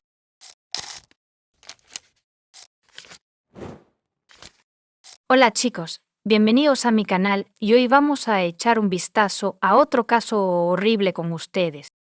En este video hablaremos sobre lo que ocurrió en 2007. Kelsey Smith, de 18 años, desapareció misteriosamente después de ir a la tienda en Kansas, Estados Unidos. Lo que le sucedió a Kelsey atrajo la atención de los medios, y las grabaciones de CCTV ayudaron a resolver el caso. Kelsey Ann Smith nació el 3 de mayo de 1989 en Overland Park, condado de Johnson. Kelsey era la quinta hija de Greg y Mrs. Smith. Se graduó de Shawnee Mission West High School el 24 de mayo de 2007 y estaba emocionada por comenzar la universidad en otoño. La gente la reconocía como una persona extrovertida y amigable. Su sentido del humor no dejaba a nadie indiferente. Era miembro de una banda de música y tocaba el clarinete. Kelsey trabajaba en un cine hace el 2 de junio de 2007. Tenía otro turno. Missy, su madre, se iba a la boda de una amiga esa mañana, sin saber que la vida de su familia cambiaría para siempre y que nunca volvería a ver a su hija viva. Missy se despidió de Kelsey antes de irse. Kelsey condujo al trabajo en el coche que sus padres le dieron. Su turno de la mañana concluyó sin incidentes. Después del trabajo, fue a ver a su padre y a su hermana, Lindsay. Visitaron un parque de atracciones juntos. Había sido un día maravilloso, pero no terminó bien. Kelsey había decidido ir de compras alrededor de las 6 p.m. y le preguntó a su hermana si quería acompañarla, pero ella se negó. Kelsey salió de la casa sola y condujo hasta el Target más cercano. Antes de salir, le contó a su padre, Greg, sobre sus planes y le expresó su amor. Greg, un oficial de policía, adoraba a sus hijos. El hombre les enseñó técnicas básicas de defensa personal y les aconsejó que siempre tomaran precauciones. Kelsey llamó a su madre, que regresaba de la boda de una amiga, aproximadamente una hora después, para decirle que iba de compras. Hablaron brevemente antes de acordar encontrarse en casa. Después de un rato, el novio de Kelsey llegó a la casa de Smith. John era uno de los chicos que aumentó la confianza de Greg. Él pasaba mucho tiempo en su casa, y todos esperaban que su relación se desarrollara en algo más. Kelsey fue de compras esa tarde para comprar un regalo para John. La escalera intentó llamarla, pero no pudo comunicarse. Fue a su casa, pero no estaba presente. Greg intentó llamar a su hija, pero ella no respondió. Greg, un oficial de policía, se preocupó después de varios intentos fallidos de contactar a Kelsey. Trató de mantenerse calmado, pero como padre, se preocupaba cada vez más con cada minuto que pasaba. Greg comenzó a llamar a las amigas de su hija. Pero nadie sabía dónde estaba Kelsey ni por qué no respondía llamadas ni mensajes. Kelsey era diferente a sus compañeros. Siempre llamaba a su familia, incluso si llegaba un poco tarde. Después de un rato, John y la hermana de Kelsey, Lindsay, se subieron a su coche y empezaron a conducir por la zona, con la esperanza de localizar el coche de Kelsey. ¿Qué pasa si tiene un accidente? Quizás la policía la detuvo por exceso de velocidad. Primero inspeccionan los estacionamientos de varias tiendas. En uno de esos, notaron un Buick que pertenecía a Kelsey. Le informó a su padre que iba a la tienda Target. Sin embargo, descubrieron su coche cerca de otra tienda. John revisó el coche, pero Kelsey no estaba presente. Lindsay llamó a su padre para decirle que habían encontrado el coche de Kelsey. Greg les advirtió que no tocaran nada porque el coche podría ser una escena del crimen potencial. Después de todo, si este era el caso, era crucial no destruir ninguna evidencia que pudiera haber quedado allí. Greg contactó a la policía para reportar la desaparición de su hija. La policía llevó a cabo una investigación oficial. Los detectives llegaron de inmediato al lugar donde John y Lindsay descubrieron el coche de Kelsey. Greg y los demás notaron algo extraño de inmediato. Su coche no estaba en el estacionamiento de Target. Estaba junto a otra tienda en una zona poco iluminada del estacionamiento. Los detectives examinaron cuidadosamente el coche, con la esperanza de descubrir algo útil sobre Kelsey. Pero todo lo que encontraron dentro fue un paquete de papel de regalo y el regalo que la chica había comprado para su novio, John. No había nada dentro del coche que sugiriera un crimen, no había signos de lucha, no había rastro de sangre ni nada por el estilo. Las llaves estaban debajo del asiento del conductor. Pero entonces el detective notó algo extraño y sospechoso. Notaron un trozo de tela que parecía una camiseta asomando del maletero, lo que le causó ansiedad en el corazón. Greg abrió el maletero. Estaba vacío. Kelsey no estaba presente. Compró un regalo para John en Target. Eso significaba que estuvo presente en algún momento. Los expertos forenses examinaron minuciosamente el coche y descubrieron una huella dactilar en el cinturón de seguridad. No pertenecía a Kelsey ni a nadie que tuviera acceso al coche. Kelsey se había graduado recientemente de la escuela secundaria y se estaba preparando para asistir a la Universidad de Kansas para convertirse en veterinaria. Siempre fue una estudiante excelente. Kelsey era una joven ambiciosa y alegre. Tenía toda su vida por delante, pero ahora había desaparecido misteriosamente y su familia estaba desesperada por respuestas. La policía continuó su trabajo. Sin embargo, aparte de una huella dactilar no identificada, no había evidencia de que su coche fuera una escena del crimen. Parecía que alguien simplemente había dejado el coche en este aparcamiento. Los detectives fueron a Target para obtener nueva información sobre la desaparición de Kelsey. Las grabaciones de CCTV podrían responder algunas preguntas. Para cuando los oficiales llegaron, la tienda ya había cerrado. A pesar de que eran casi las 11 p.m., pudieron localizar a la persona que los dejó entrar y les mostró las grabaciones.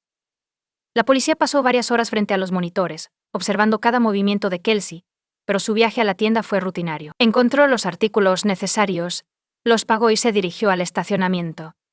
No había indicios de que algo estuviera mal. Mientras estaba en la tienda, Kelsey no discutió ni habló con nadie. Ella se mantuvo tranquila y se fue sola. Pero aquí es donde parece extraño. Kelsey se subió a su coche y condujo en dirección opuesta a su casa por alguna razón. La calidad de la grabación era mala, lo que hacía imposible ver cualquier detalle, Como resultado surgieron varias preguntas nuevas e importantes. ¿Por qué Kelsey no fue a casa según lo programado? ¿Condujo el coche ella misma? ¿Podría haber ocultado su propia libre voluntad? Antes del amanecer, Greg y Missy fueron a la comisaría, donde los detectives los interrogaron. Como policía, Greg sabía que esto era una práctica común. Al investigar tales casos, los detectives deben descartar la posibilidad de que alguien de la familia esté involucrado en el crimen. Sabía que si él y Missy respondían las preguntas rápidamente, ya no serían sospechosos, y la policía podría centrarse en otras pistas. La pareja respondió todas las preguntas. Los padres de Kelsey no eran los sospechosos. La policía quería investigar a la siguiente persona por su implicación en el caso de Kelsey. Su desaparición fue causada por su novio, John. Después de todo, Kelsey había pasado la mayor parte de su tiempo libre con él en los últimos días. Él fue la última persona con la que tuvo contacto. Necesitaban saber dónde había estado John antes de entrar en la casa de Kelly e informar a su padre que no podía contactar a sus parejas, lo cual está frecuentemente relacionado con lo que le ocurrió a su alma gemela. Como resultado, los detectives decidieron presionar al sospechoso. Comenzaron a hacerle las mismas preguntas pero formuladas de manera diferente para ver cómo respondía y si cambiaba su historia. Duró aproximadamente 2 horas. Pero John insistió en que no estaba involucrado en la desaparición de Kelly y que su relación estaba bien. Respondió a todas sus preguntas y dejó que los detectives examinaran su teléfono. Los oficiales estaban inclinados a creer que John no estaba mintiendo y que no tenía ninguna implicación en la desaparición de Kelsey. Aún así, los detectives no lo eliminaron de la lista de sospechosos. La familia de Kelsey no podía simplemente sentarse y esperar. Así que comenzaron una investigación no oficial. Cree que era muy consciente de que si su hija había sido secuestrada, las posibilidades de encontrarla con vida disminuían con cada hora que pasaba. Greg, Missy y John reunieron a voluntarios dispuestos y los dividieron en grupos para buscar en la zona. Cada voluntario llevaba un manojo de volantes impresos de personas desaparecidas y caminaba por las calles designadas, preguntando si alguien había visto a Kelsey. Greg también llamó a las estaciones de radio y solicitó tiempo al aire. Preguntó sobre la desaparición de su hija y aconsejó a cualquier persona con información relevante que se pusiera en contacto con la policía o con la familia Smith. 1 hora después de que las estaciones de radio informaran sobre la desaparición de Kelsey, los canales de televisión transmitieron la noticia. Mejoró las probabilidades de encontrar a Kelsey lo antes posible. Sus compañeros de clase se unieron a la búsqueda. Se movieron de una puerta a otra. Quizás alguien de la casa escuchó o vio algo sospechoso. O algo que no parecía sospechoso a primera vista, pero que podría ayudar en la investigación. Cualquier información era crucial. Una de las preguntas que la policía tenía que responder era dónde estaba Kelsey durante las 3 horas, entre cuando salió de Target y cuando John y Lindsay encontraron su coche. Para responder a esta pregunta, los investigadores regresan a las cámaras de vigilancia. El estacionamiento donde descubrieron el vehículo de Kelsey pertenecía a otra tienda. Afortunadamente, también había cámaras allí. Sin embargo, debido a la mala calidad de las grabaciones y la iluminación insuficiente en esa área del estacionamiento, los detectives no pudieron ver nada que les ayudara a determinar a dónde había ido Kelsey. Observaron cómo su coche entraba en una zona oscura del estacionamiento, después de lo cual las luces se apagaron. El conductor salió del vehículo y se alejó poco después. Pero era solo la silueta de una persona. No estaba claro si era Kelsey o alguien más. La policía estaba decepcionada. La familia de Kelsey pensó que era una buena señal. Los miembros de la familia entendieron que no tenía ninguna razón para esconderse. Lo más importante para ellos era encontrar a Kelsey viva. La policía no tenía nuevas pistas aún, así que decidieron revisar nuevamente las grabaciones de las cámaras de vigilancia de Target. Sin embargo, los detectives ahora utilizan monitores de mayor calidad. Revisaron cada movimiento de Kelsey mientras estaba en la tienda, pero no descubrieron nada sospechoso. Todo parecía normal. Kelsey compró los artículos necesarios y salió de la tienda como cualquier otro cliente en el estacionamiento.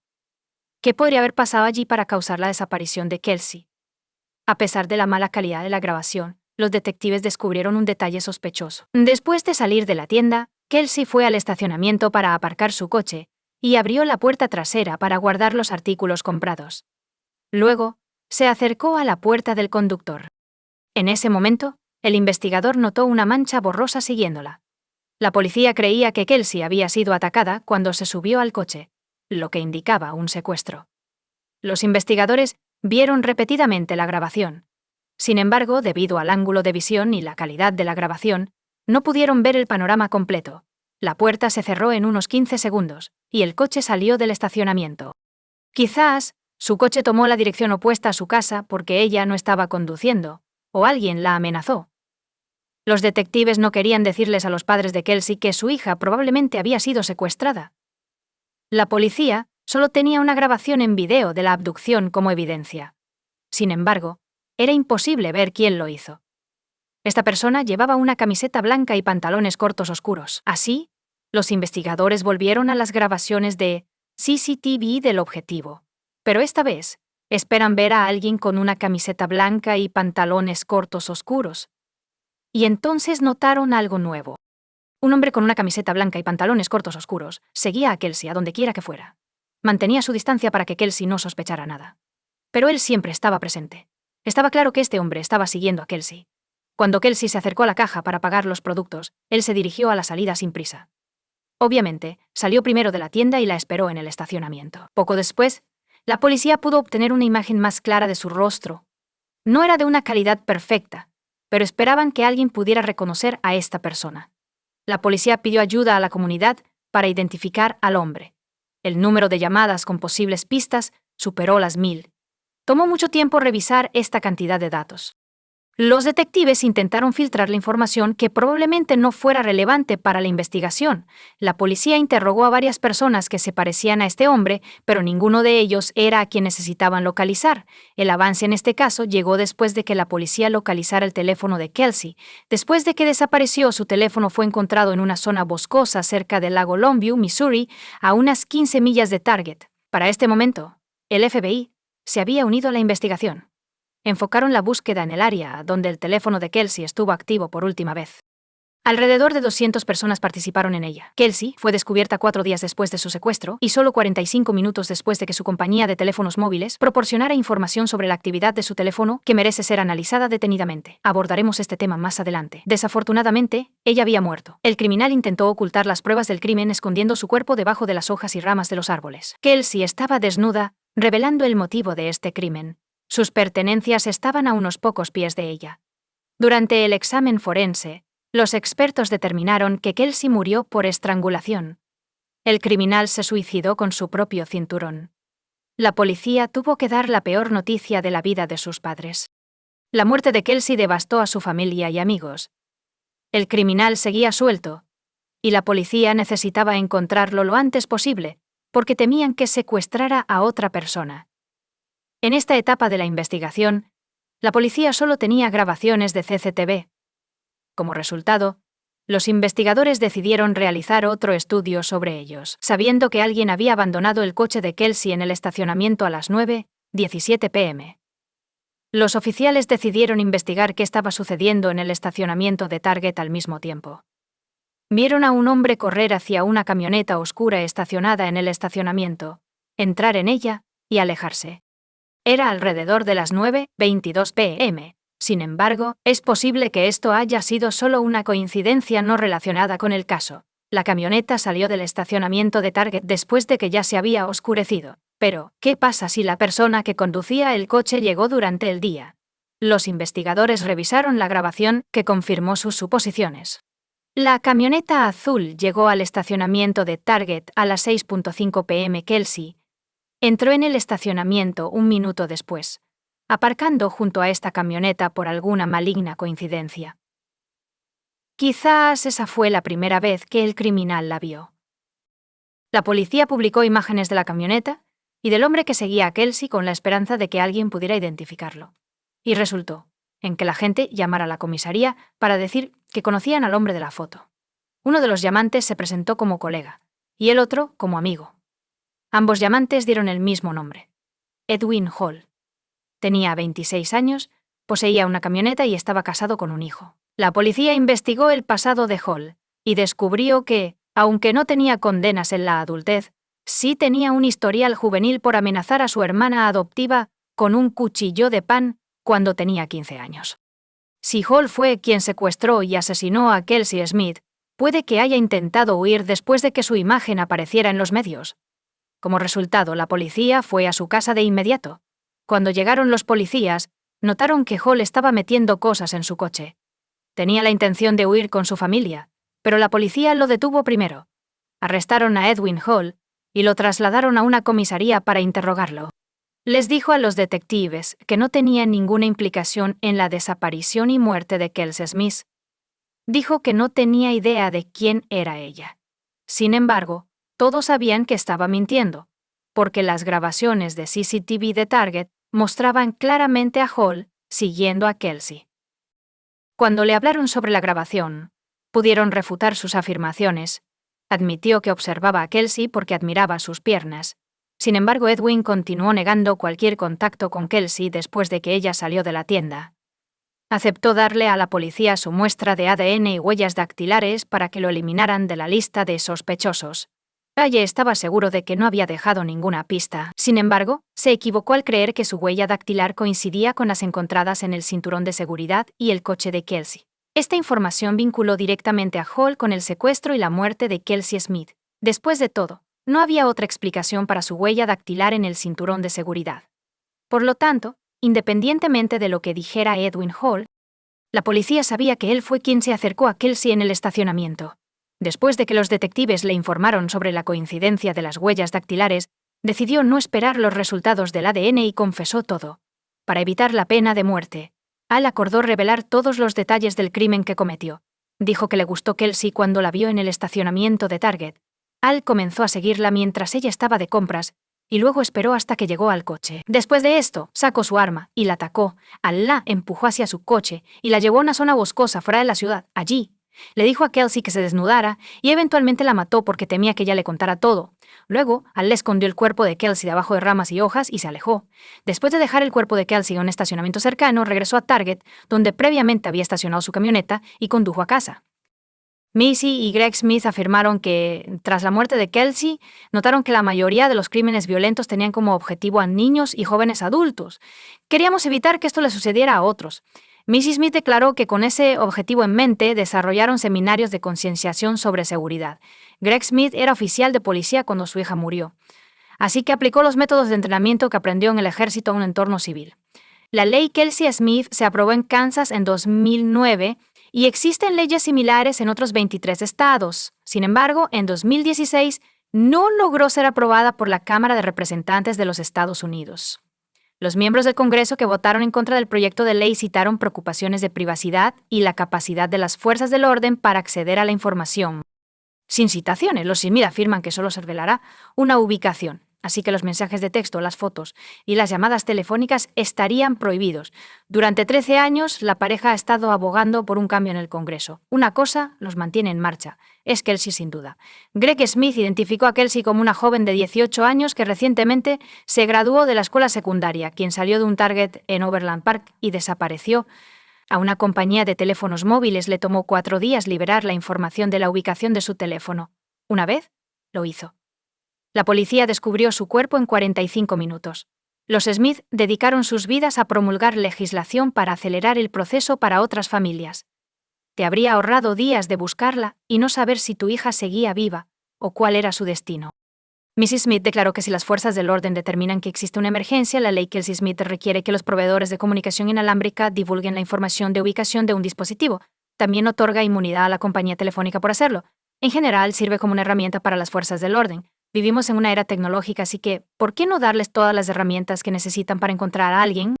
Según Greg Smith, la legislación establece que la información debe ser divulgada si los oficiales creen que el teléfono se utilizó para llamar al 911 en las 48 horas anteriores o si hay razones para creer que alguien está en peligro de muerte o daño físico grave.